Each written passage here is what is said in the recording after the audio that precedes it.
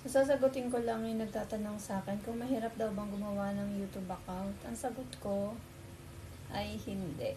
Hindi mahirap gumawa ng YouTube account basta mayroon kang email address or anytime naman pwede kang gumawa ng YouTube account.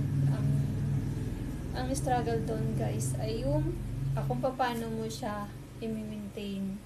Halimbawa, gumawa ka ng YouTube account ngayon, dapat kahit may nanonood o walang nanonood, upload ka lang ng upload. Hayaan mo lang yung YouTube account mo, huwag ka masyadong ma-pressure. Ano lang yung passion mo, yun yung i-upload mo sa mga YouTube mo, gawin mo kung ano yung nakakapagpasaya sa'yo. And then, someday, mapapansin mo, meron ka ng mga subscribers, meron ka ng mga viewers, at the same time, meron ka na rin income. So, ang paggawa ng isang social media account ay hindi dapat minamadali, at the same time, hindi ka dapat nape-pressure.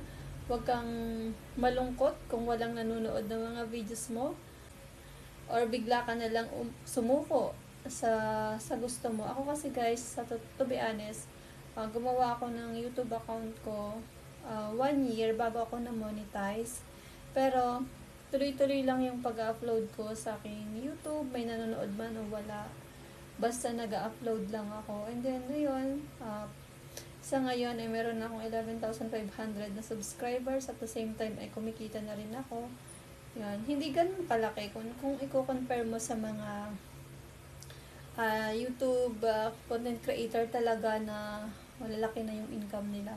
Pero masaya pa rin ako kasi kahit pa paano ay meron akong kinikita. So, push mo yan guys kung gusto nyo magkaroon din ng ng income. Minsan ako kasi gumawa ako ng YouTube account ko hindi dahil gusto kong kumita noon. Gumawa ako ng YouTube account ko kasi gusto ko talaga na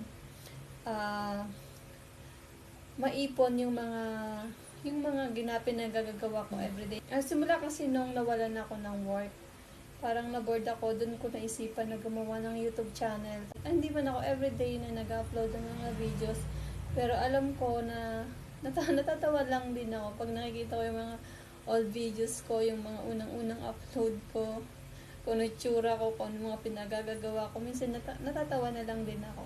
So, kaya wag niyo i-pressure yung mga sarili niyo kung walang nanonood sa mga YouTube account niyo or sa mga social media account niyo.